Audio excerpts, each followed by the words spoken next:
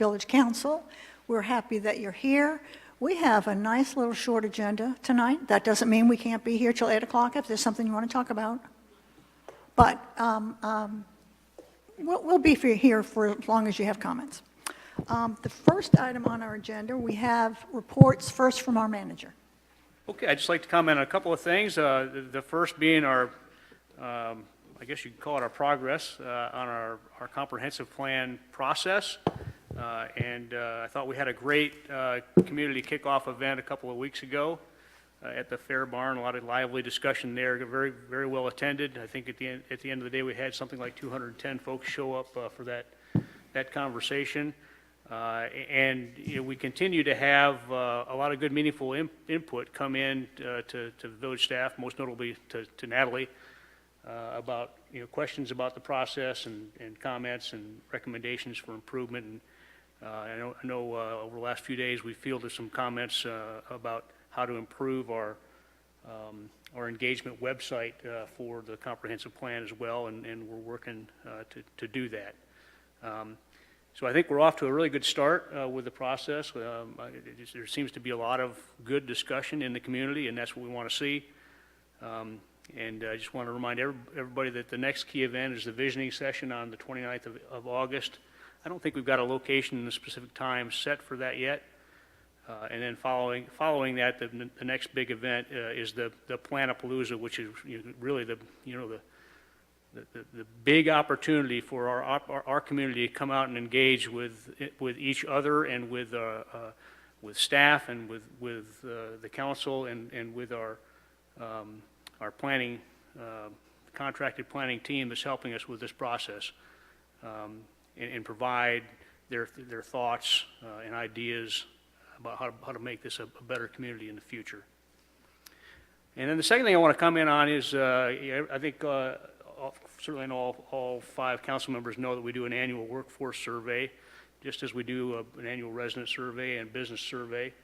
And we just got the results back, and our management team did kind of a preliminary review of the results a couple of days ago, and very pleased to report that in previous years we've always been very happy with the results, almost uniformly very high performing results with regard to workplace satisfaction and those types of topics.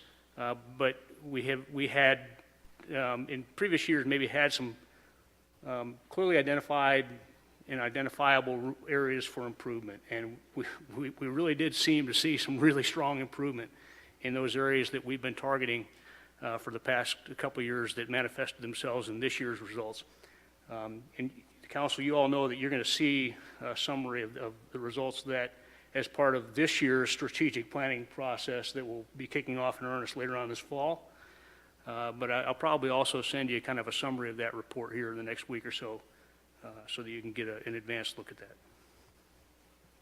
Well, okay, I think I'll go next and just mention a thank you to Mark Wagner, for and Megan what? Megan McDonald. I mean, what name is more common? Megan McDonald for a fabulous 4th of July, the 4th Fest, fireworks on the 3rd, and then the parade and all the activities on the 4th. It was just great, and perhaps not as well attended as far as the parade. I think the heat had something to do with it. It was so hot, really hot, but we had a fabulous parade, and thank you and Megan both for your leadership in those areas. It's a thankless job, but it comes out to be so, it just makes us look so good. And the flags, of course, the Village of Honor, we appreciate that from the Public Services Department. Kevin. I just want to agree with you how great. I went down to the celebration at the Fair Barn with, I don't know how many food trucks were there, a massive amount. It was a cool event down at I don't know what to call the back track. Is there a name for the back track? 1 mile. 1 mile track. It's such a cool piece of property. That's what I left there thinking.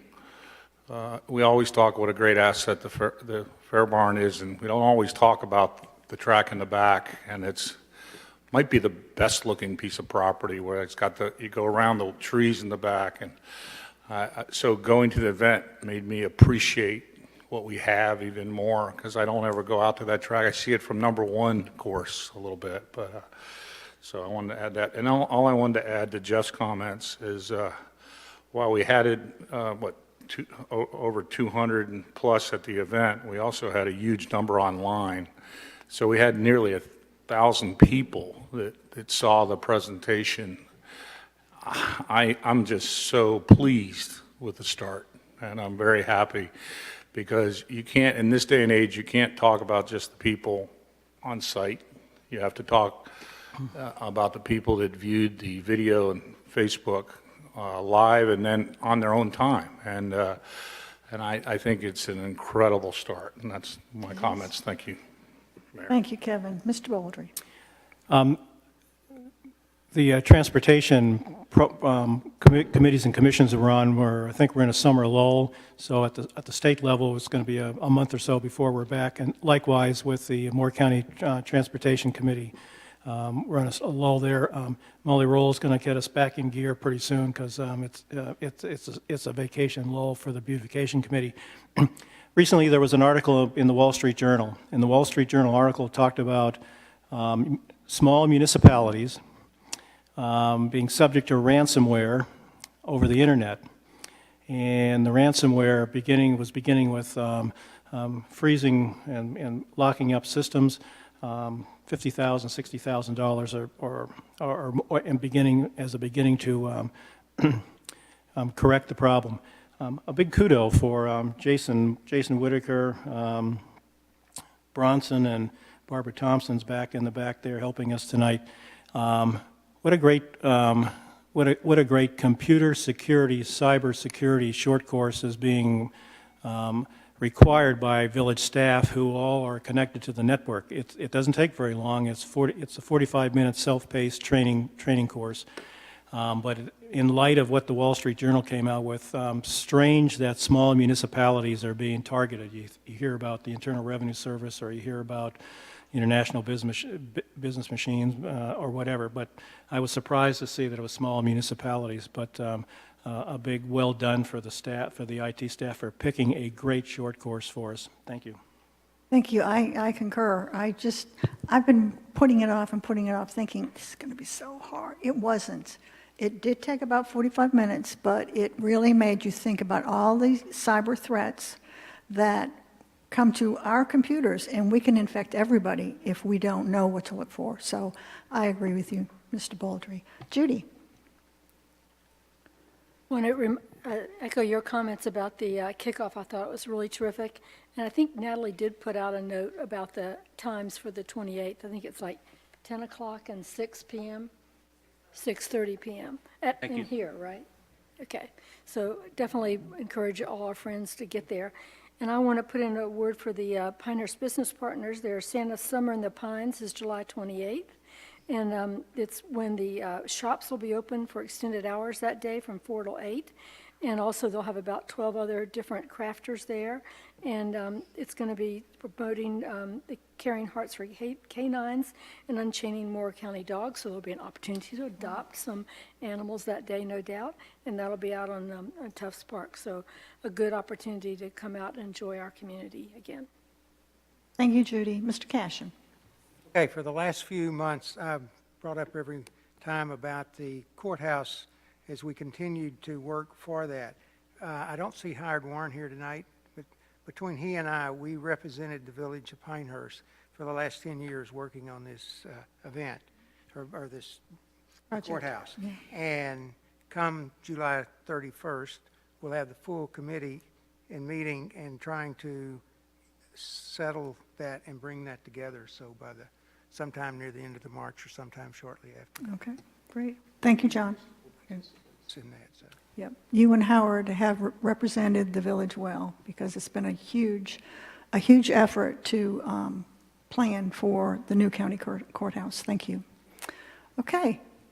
Next item on our agenda is our consent agenda, and all of these items can be enacted under one motion. Do we have a motion? I move to approve all items listed and consider routine on the consent agenda.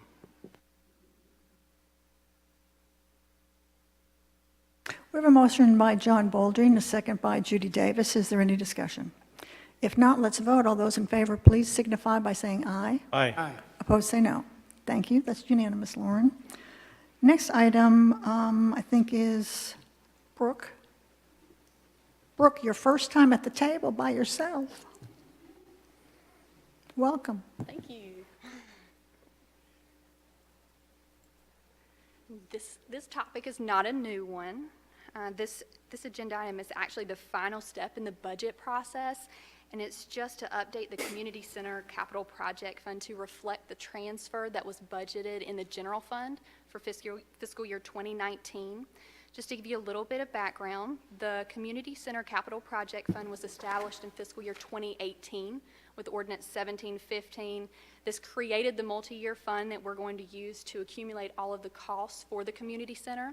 That's both design and the construction for it. This fund will remain open until the project is complete. The original Ordinance 1715, though, only provided funding for the estimated design costs of $344,000. It did not include construction at that point. But during the fiscal year 2019 general fund budget process, which you all approved on June 12th, there was a transfer included of $4,068,900, and that was to the capital project fund, a transfer to the capital project fund for those anticipated construction costs. The transfer is listed as an other financing use. If you happen to go back to the Ordinance 1808 and try to identify it, it's the other financing use. And so the final step in this process is a budget amendment to the capital project fund to reflect the transfer. Basically increases expenditures by the $4,068,900 for the transfer, and it also increases the revenue as a transfer from the general fund. So these amounts are the same as earlier on. It's just a kind of a technicality to align our two funds. Right, okay. Questions, I'll be more than happy to answer Straightening those. up the books. Exactly right. Okay, any questions for Brooke? Okay, if there are no questions, we're ready for, do we need a motion for this? Yeah, I move to approve ordinance 18-15, amending the budget of the Community Center Capital Project Fund to reflect the fiscal year 2019 budgeted transfer from the general fund. Second. We have a motion by Kevin Drum and a second by John Baldry. Is there any discussion? If not, I'll ask for your vote. All those in favor, please signify by saying aye.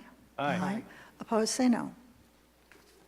Thank you, that's unanimous. Thank you, Brooke. We're very glad to have you.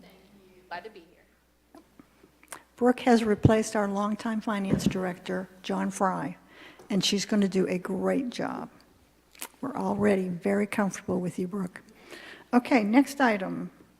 Is that, it's... Yeah, Jeff and Ralph are going to, I guess, sort of tag team on this subject. This is our annual paving contract, and again, this is a request for your approval to enter into a contract with Riley Paving for our annual resurfacing requirements for this year.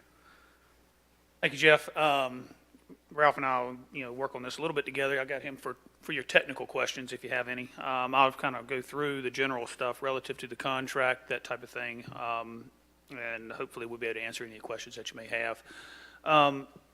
The agenda item is to award to Riley Paving of Carthage, North Carolina, a contract to do 3 miles of resurfacing in an amount of $617,250. We had 3 firms bid on 3 miles. We put 3 miles out at this point in time, knowing that we would be able to certainly afford to do that, but we didn't want to overestimate mileage. That kind of puts us in a bad light in future years with vendors when because they're going to price on volume and that type of thing. So if you could put too many miles out and you'd never reach those miles, or you deduct from that and say, oh, we're only going to do 3 miles, and we put 6 out, and they bid on that based on volume, we're going to have difficulty in the future getting contractors to bid on it. So we try to be very reasonable in that approach. Riley Paving was the low bid on all of the required categories for unit pricing. milling out old asphalt, adjusting heights of water valves, manholes, 3-inch full depth patching for the really heavy repair areas. Those are things like root damage, things of that nature that we're going to have to fix before we go in and resurface. And then the final 1.25 inch asphalt overlay. As I said, the motion that we're requesting tonight is to award an amount of $617,250, but asking you to authorize that the manager be able to execute change orders up to a grand total of $900,000 so that we can apply the additional savings that we would hope to see and realize as we go through the entire process to put on what we anticipate will be another mile of road. So at the end of the day, we hope to do 4 miles of road resurfacing, an additional mile of slurry seal on cul-de-sacs.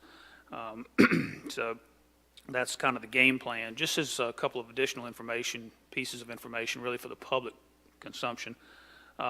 The village starts out really with a third-party outside group that comes in, an engineering firm that comes in, rates all of our road segments. And that's the start point for village staff, a committee of 4, plus Barbara, who serves kind of as our scribe and our map person.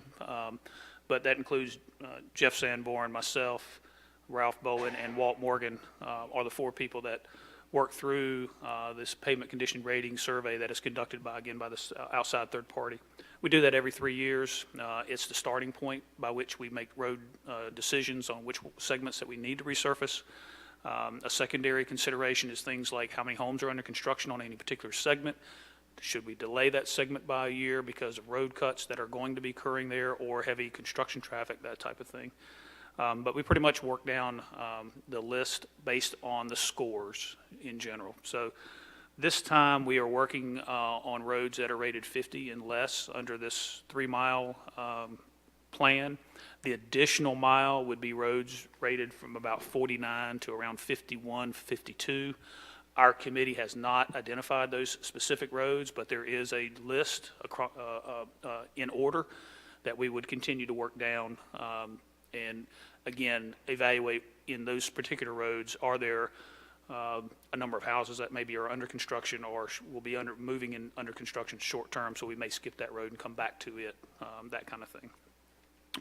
About 95% of what we are doing is the roads that are 50 or less, about 95%. That other 5% of roads are really bridging gaps, short gaps where we're going to pave 2 segments. Then there's a bridge in the middle that needs to just be covered and done to make it financial sense to us. So the last thing that we have not talked about very much in past is the slurry seal process that we started last year. We did about 46 or 47 cul-de-sacs. 47 cul-de-sacs. And 3.11 miles. 3.11 miles of slurry seal. Slurry seal is a recommended preservation treatment that the engineers that come in and do our pavement condition rating survey recommend that the village undertake. It basically is you want to take the roads that are rated at 66 or higher, and 66 is considered a fair rating in terms of either excellent, good, fair, poor, or very poor. But if you spend $1 at that point in time when you're at least at a 66 or higher, then you can either delay or eliminate the estimated amount is between $6 and $14 in later future years. So it extends the longevity. We have not extended this out yet into longer stretches of roads that are in good condition, primarily because there's a dry time that occurs with slurry seal, so it makes it a little more challenging from a traffic control standpoint. But there may come in the very near future where that treatment we might be able to feel more comfortable about moving it out onto longer stretches of straight road. If we do that, we would be pushing probably a little bit higher in terms of the number of miles that we're treating to improve longevity, plus of course still trying to backfill and fix the roads that need to be fixed and then resurfaced with a traditional pavement treatment. So that's just, I guess, a little more information than you probably wanted, but maybe some of the folks out in the public might not realize that, we're not going out and riding the roads ourselves and making the determination. There is an outside third party that is experienced in this kind of work, and that's what they do, is come in and rate your road segments and provide you a listing of priority by road. So that's kind of how we work through Okay. the Okay. process of who gets their road resurfaced next. Thank you, Jeff. Are there any questions from council for Jeff or Ralph? Just a question for the A-team here. How do you look at maybe short roads, short stretches of roads or cul-de-sacs where you have roots from pine trees that are popping up the road? How is that taken into account, and how is the paving coordinated with maybe removing those roots that are coming across the road prior to paving? Yeah, I'll give you the two-prong approach here on that. If you are talking about a road that we intend to resurface, Ralph could give you the detailed information of the cutout that occurs to cut the asphalt, cut the root away, and the base depths and things like that we come back in. That's that a little more of a technical response. The other half of that root repair situation is for roads that we are not intending to resurface right now.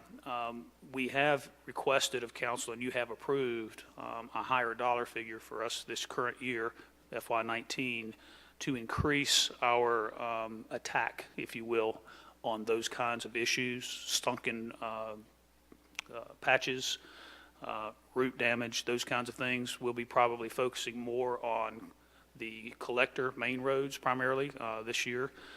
We may continue that next year and then hopefully kind of expand into more secondary roads.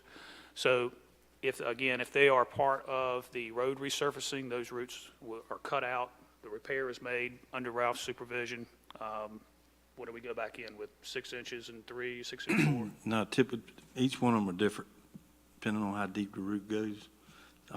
Some of them go 6 inches. I have known it to go a foot. Just depends on the severity of that root in that particular spot. Generally, it's around 3 to 4 inches.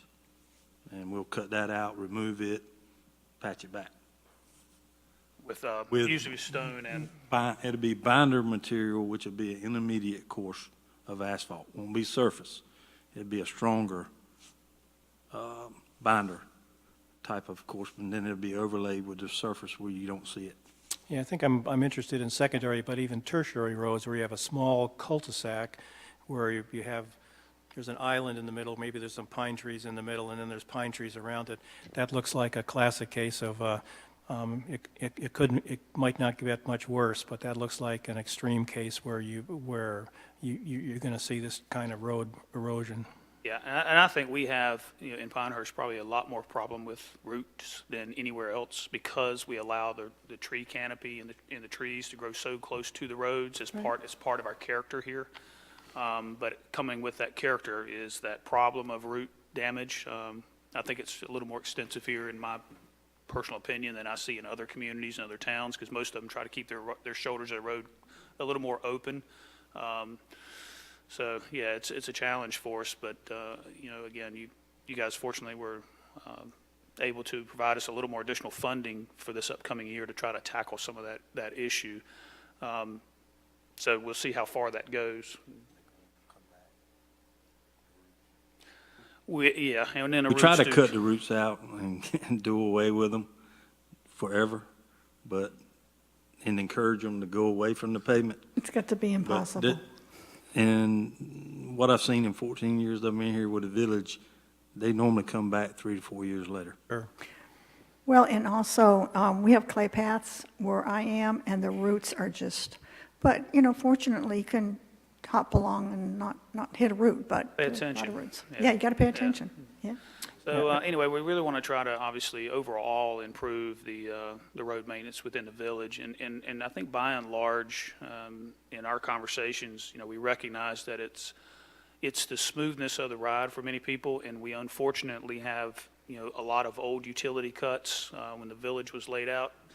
most neighborhoods, in new neighborhoods, they'll go in, they'll lay their water lines and their cross lines and everything's done. Then they put down their, their final pavement, and you don't have a lot of utility cuts unless you have a leak.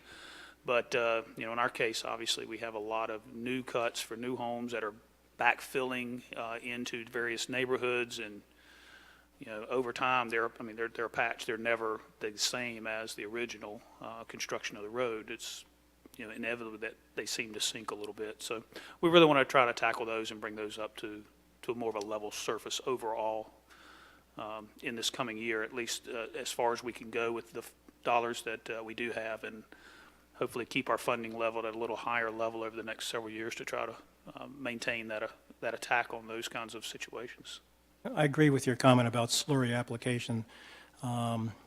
Several residents, maybe half dozen, is driving around looking at the slurry application on their portion of the road. Several have said, I didn't know that they repaved this road. So the effect of that slurry application was kind of an unexpected response from residents. But I agree with I agree with your assessment of the slurry application, low cost, extending the life, maybe the life of the road before you need to come in and do repaving. As I said, our third-party engineer is the one that sort of has steered us in that, what they call pavement preservation, and we did quite a bit of research. We went to Sanford, and we went down to Carolina Lakes. They had been doing some of this kind of work, and we found a particular blend that we were satisfied that our residents here would accept in terms of its smoothness. Not all of them. Some of them are a little more bumpy, if you will, for lack of a better term. But the material that we were able to identify, as you say, is a little bit extra. Yeah, A little bit extra cost, but Well, no, I mean, it's the texture. texture. The okay, texture yeah, of the material and stuff. is a and, little more smooth. yeah, a little more smoother, a little more. So anyway, I think, as you say, most people take a glance at that road and think it's been completely repaved, and in fact, it's been treated to be preserved and stay in good shape. I think also during the heavy snows that we had this winter, before the village comes through and clears the roads, I think the slurry application has withstood the removal of the snow. So it's another good I guess reason for the application, and it wears well, if maybe that's the right word to say it. I would concur on that. I also would like to point out that I got an email from the contractor yesterday stating that he wants to use us as a reference for Charleston, South Carolina, to use the same material, and I told him he'd be welcome to do so. Because it works well. Works good. Just as a reminder to the public, we get money from the state called Powell bill money. It's from the gas tax. And our Powell bill money is approximately, Barbara can probably quote to the penny, she's behind there, 480, 490? 490, roughly. $490,000. However, many communities only use their Powell bill money for their streets. That's all. We double that?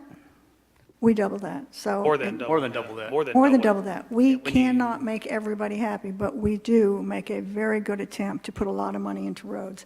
I see that there might be some short, relevant comments from the audience. Tom? I wanted to ask a question. Oh, first. sure. Yeah. Can you hold on, Tom, and let Yeah. Kevin ask a question? On the rating system, on the balanced scorecard, the state rated us. Is that what you're talking about? So this is a No, diff- we're rated by a third-party engineer. They're called the Kircher Group. They also do this same ratings for a number of municipalities across the state. And so the average is about 80 for a PCR rating across the state based on their experience, and that's within their within their document. I thought it was the state that rated us. Did I misread the balanced scorecard? The state doesn't rate our roads? Do you remember that, Judy? Yeah, it's an independent third party. So it's not Not the independent. state, it is not an the independent state. third party. Okay, so that's But the it is same in our thing. That's the report. same thing. I know, I remember the details from reading it. I just wanted to know if we're talking about the same thing or another third party. Yeah. And then, as far as the mileage, does the mileage, 3 and possibly 4, I understand that. Does that include the Surrey? It does not. We're so going to do about 5 miles when you look at the total package. Well, you're underselling what you're doing, because you're saying you're only doing 3, and you're really doing 8. Well, we put 3 out in the bid package Yeah. because we didn't want to put out, say, 5 miles. Oh, And you're then doing slurry on the new ultimately, road. Yeah. ultimately, we, at that point, then back roads out and we're going to do 3. Well, if we continue to do that with contractors going forward, we'll have a hard time getting contractors to bid on No, us. no, So- I'm sorry, I'm not that saying standpoint. that. I'm talking about the paving and the slurry level is Total of 5 miles when you Total look at of that. 5 4 of traditional overlay, okay. resurfacing overlay, which includes about 1.7 miles of complete reconstruction of some roads. They're in that bad a shape, we're going to have to take them out completely. Yeah.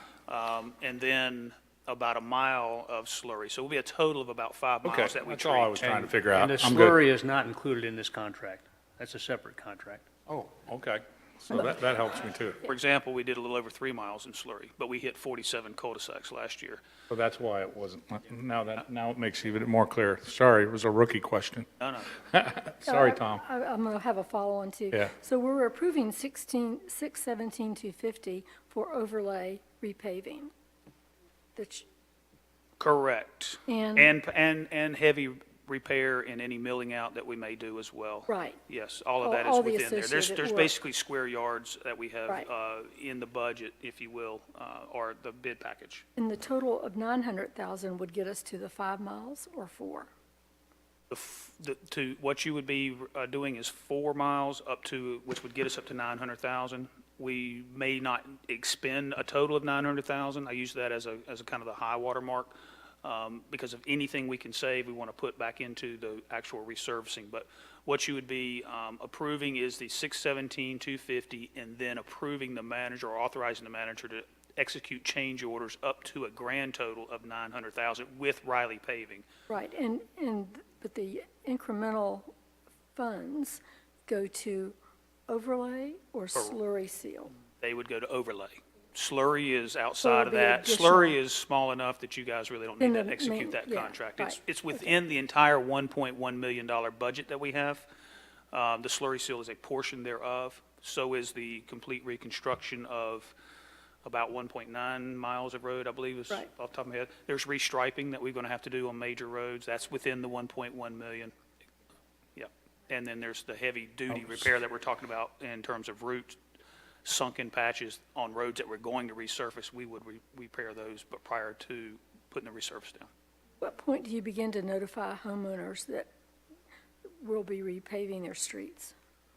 And when do you think this Largely will project depend will on start? Riley Paving's start time, which we don't know yet when they'll be here. Yes, we've all had experiences. So I don't know when we'll start yet. We don't have a start date for Not this yet. project. Other questions from council? Okay, a short relevant comment, Tom? And where'd you get those towels? Beg your pardon? Kitty, where did you get those towels? And it was hanging off my belt. Oh, okay. And it's cold in here. He's using it for a shawl. Keep bringing it up. Anyway, I think it's very appropriate. I don't know if it was 2 years ago when we came up with the budget for $400,000 a year for 5 years. But we talked at that time about when we resurface a road, adding on that side of the road, if it's in the bike plan, to put about I think it was 4 or 5 foot side thing going down for bikes. I've gotten up in the last couple of days, 2 people told me, you got to do something for the bikers. It's just not safe to ride out there, and older people particularly are not prone to want to do that. So we missed an opportunity, and Jeff and I talked about it last week, I think. There was an opportunity where we had a fairly good stretch of road that would have been on that bike plan. It just slipped through the cracks. Wow. So my question is, since we now have the 400,000 back into the fund balance, is that still apropos? Are you talking about the 400,000 from the sidewalks? Well, it's from the sidewalks and pedestrian plan, right? I think the council kind of bristled at what it was going to cost to actually put the stripe down and the bicycle. Do you remember that? What call Yeah, Sharrows. sure. Sure. And we Sure. decided not to do that, or you decided. It was outrageous, the But cost my of putting question the is, stripe. and it might be, but you're losing an opportunity for bikes if you don't do it now, because it's what, 20-year time zone or time frame for putting a resurfacing. So I'm just asking you, where do we stand on it? And that's all I want to know.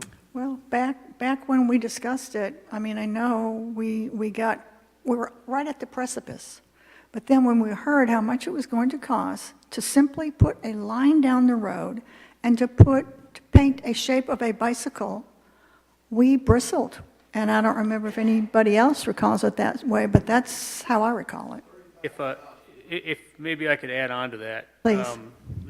The public conversation that we had that Nancy is referring to was about Sharrows, which is not an extension of the paved surface to accommodate bike traffic or foot traffic or anything else.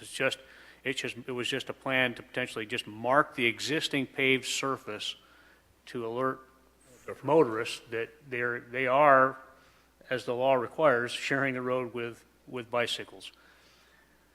There has been some, I think, commentary and discussion about the potential of extending the paved shoulder of a road to actually create bike lanes in some places, but it has never been formalized in any kind of a discussion or put into a strategic operating plan or a budget. Doesn't. So it's still, I think it's a good, viable discussion to have, but we haven't gotten to the point where we would even contemplate spending money on it yet, I don't think. Yeah. And I would, Thank you, Jeff. I would add that it's part of the long-term strategic plan, and you got to be very proud. It's the first question on the Envision the Village website. And I don't want you to get the impression that we're not moving forward with this. We're getting ready, we're aiming, and then we're going to fire. And I think that would be the best answer to your question. So I think we're very much trying to deal with it. Any other comments from attendees? I entertained short, relevant comments, and Tom had a short, relevant comment. Okay, then I think we're ready for a motion. I move to approve all the, whoops, wrong one, bounce down. Number 5. I move to authorize the mayor or her designee to execute a contract with Riley Paving for the full year 2019 annual roads resurfacing project in the amount of $617,250, and a request that the manager is authorized to execute change orders to add additional miles in the original unit pricing, with the overall annual amount not to exceed $900,000 in sum total, if authorized by the manager. I second that. Okay, we have a motion by John Cashin, and I'll take Judy Davis for your second. And is there any further discussion? If not, I'll ask for your vote. All those in favor, please signify by saying aye. Aye. Opposed, say no. Thank you, gentlemen. That's unanimous. Lauren? Thank you, Ralph. Thank you, Jeff. Thank you, guys. Yes. Very interesting topic. Okay, next we have other business by council members. Any council members have any other business? Okay, then we will move right to comments from attendees. Any comments from attendees, please? Good evening. Good evening. My name is Julie Mitchell. My husband and I own a home at 120 Short Road, just 2 houses in from Dundee. I'm here because we received a letter from Angel Smith admonishing us for having our waste receptacles placed curbside 24 hours before the appointed pickup day Memorial Week. I called Angel to discuss the fact that her time and effort are being spent mailing such letters when absolutely nothing is being done about the deplorable building site across the street from my beautiful home. At this point, I'd appreciate... You're not going to, nobody's going to hear you, so she is, Julie Mitchell is giving us pictures, is what she's doing.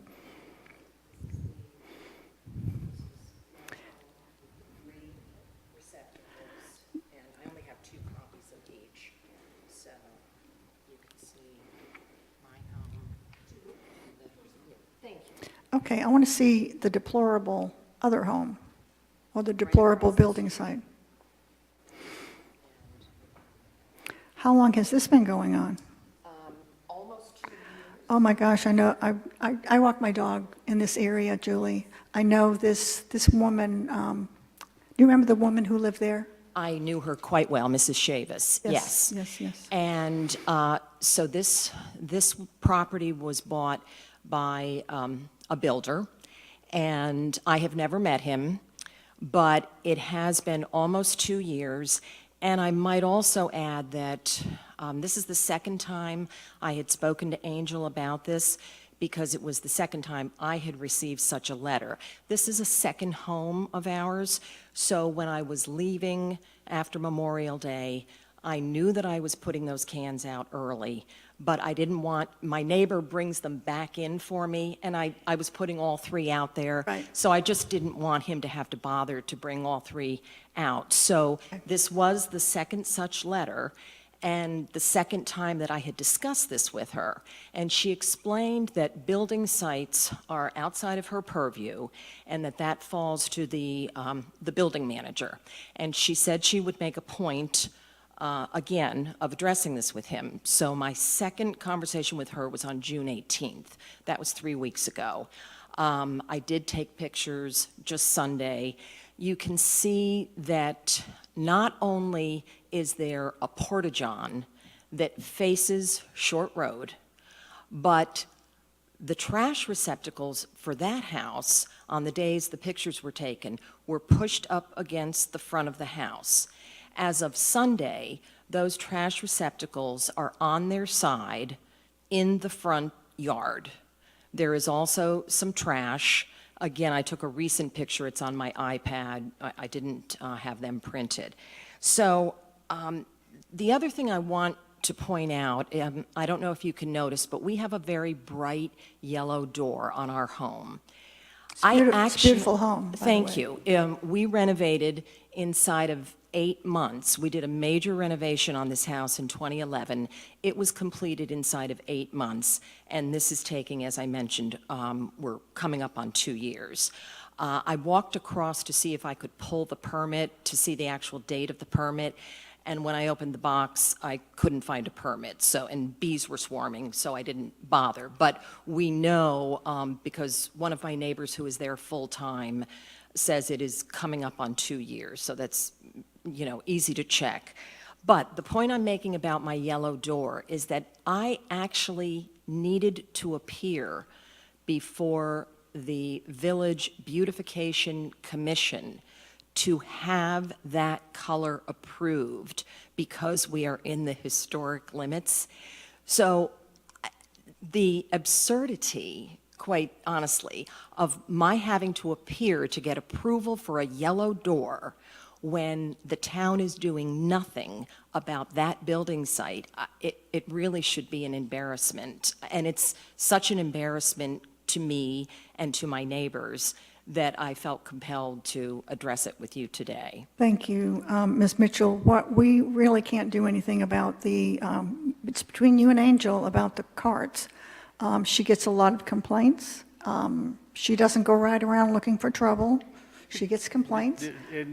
In fairness, this letter, I believe, was sent as a result of one of Angel's proactive Yes, and she explained. enforcement drives around our community, and so. Yes, All right. she was very pleasant. Her letter was pleasant. She was pleasant, but again, having addressed this once before, about a year ago, I really felt compelled to take her to task, on this a second time, because nothing, if anything, it's gotten worse. And so this is why I asked when the meeting was, and I'd just like to know what Okay. can be done. Well, I think our manager is going to look into this building permit issue and how long. Generally, building permits do expire at some point, I It's 2 believe. years. I did look that up, and that's why I tried to find out. But, that's really not the issue. I mean, Ms. Mayor, you, I believe, live on Everett, and I do. right across from that beautiful new home. That's where I live. Across from the beautiful new home. Right, right. But you can appreciate, now that home, as large as it is, It that, took over a year. it took slightly over a year. Yeah, it did. Not nearly the length of time for this renovation. Mm-hmm. But you can appreciate that building site was kept Oh, quite immaculate, nice. immaculate, Yes, yes. yes. I So, I would mean, disagree with that, but, yeah. Well, I mean, I think every building site, for any new construction, looks Building's a like messy that. process. It's a very messy, it's very, Yeah. a lot of junk stuff there all the And time. I can understand, concern over the length of time. I mean, if you got 3 minutes or 3 years to do the job, I don't know that we can kind of, They do have 3 years, can't Jeff? do anything about that aspect of it. I did get feedback that Scott Thomas did go out and look at the site. I don't know what day he was out there, but he deemed that everything was in accordance with our requirements. Okay. well, I really would urge all of you to, so you've been out there personally? I mean, have not. I just heard about this if- afternoon. If that is deemed acceptable, then that's very, very disappointing. It's troublesome because, I mean, I watch people walk by and literally shake their heads. I mean, there's got to be something that can be done. So are you saying then that there is nothing that can be done? What I'm saying is the report that I got from staff was that the staff's opinion was that the site was in compliance with our requirements. That's all I'm prepared to say at this point. Okay. I would remind you that, and in the picture you can see, there is a porta potty that fronts on Short Road. That's very common in a building site.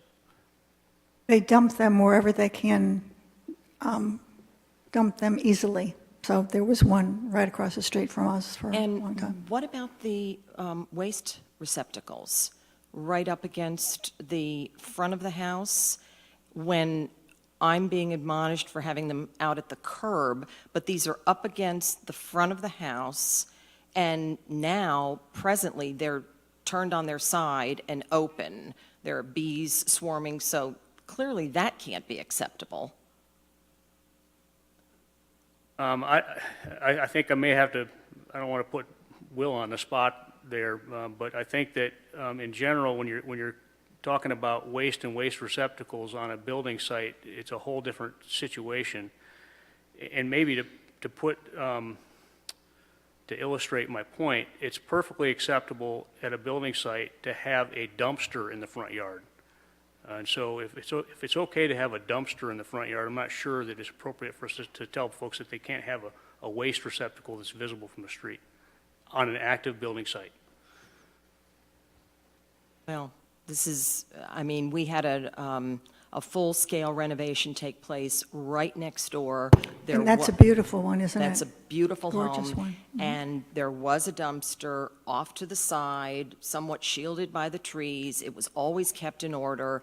I mean, these are things that, technically may be allowable, but I would ask the council to perhaps address it, go down and take a look for yourself, and hopefully something can be done, because it is quite embarrassing. Thank you Thank for you, your Ms. time. Mitchell. Thank you. Julie. Julie, do you know who the builder is? It's Butler Constructs, Sean Butler. on Butler. Yeah, even if we don't have any legal ability to stop it, maybe we just ask them nicely. I mean, can we try that? Yes, that has been tried. I have never. I mean, I'm met not him. talking about you, maybe it's us, I don't know if we can. Yes. I'm kind of asking an open question. We might not be able to do something as simple as that. Any way you could try to be a good neighbor? Well, someone already has. Yeah. The couple that lives next door has spoken to him, and that was quite a while ago, so. The challenge with the builder, different from your renovation, is that they probably have multiple jobs going at any one time. And they go off and finish up a project in Southern Pines and come back to Pinehurst. I mean, if they're not under, if that house isn't being built for somebody, if it's a spec house, it's going to take them longer. And even sometimes when it's that builder the person up there on Midland Road, that project has been going on pretty much since I moved here 6 years ago. So I it can take agree. longer. you know. I don't want to speculate, but there are all kinds of things that delay building processes. I mean, I have personal knowledge, although I wasn't personally involved, of a situation where a couple was building a home and they wound up having to take their builder to court because they were doing such a crappy job. And it took them about 2 years to finish that house. So I don't know what's going on with that particular house, but all I'm saying is there are lots of reasons that things like that do string along occasionally. Thank you. Thank you for your time. Okay, any other comments from attendees? Okay, hearing none, let's have a motion to adjourn, and then we will reconvene our work session. Motion to adjourn? So move. Seconded. Motion by Judy Davis, second by Kevin Drum. All in favor, please say aye. Aye. Aye. We have adjourned our meeting at a record 5:21.